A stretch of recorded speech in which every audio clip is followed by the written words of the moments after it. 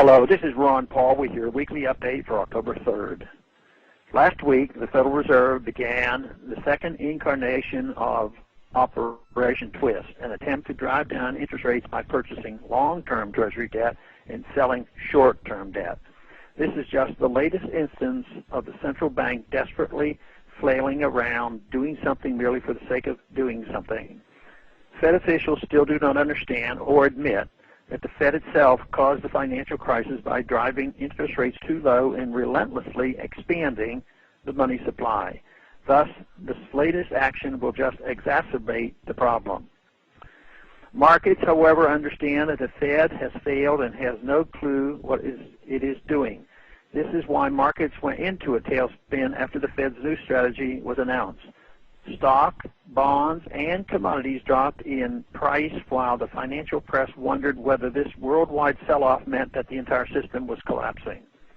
Not since 2008 had there been such a dramatic drop across so many different sectors of the market.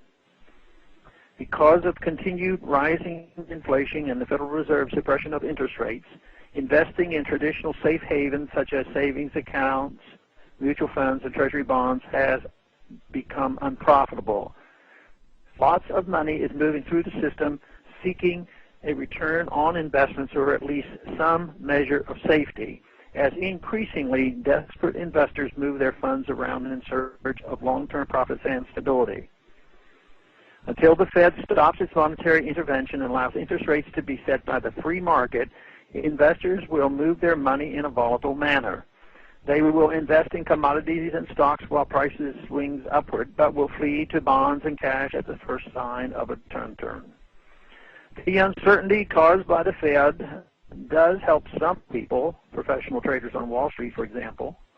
Increased volatility and huge price swings means more opportunities for profit as sophisticated electronic trading programs can buy and sell huge positions within a fraction of a second of a major market movement.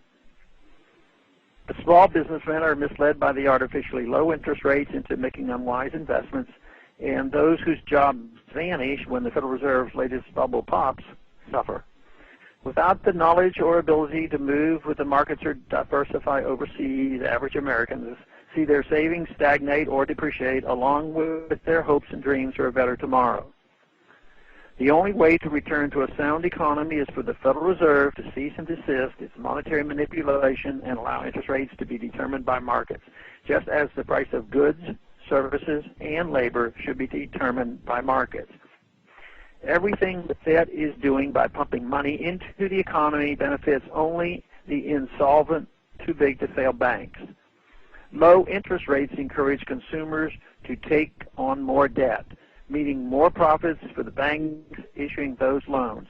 Purchasing mortgage-backed security, as the Fed has done, keeps housing prices inflated, helping the banks who have non-performing mortgages on the books. However, it hurts consumers who continue to be priced out of the housing market.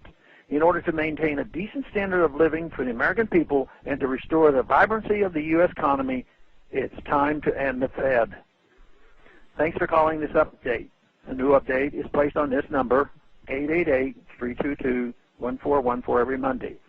The written text can be found on my website, www.house.gov/Paul, under the heading Texas Straight Talk. Thanks for calling.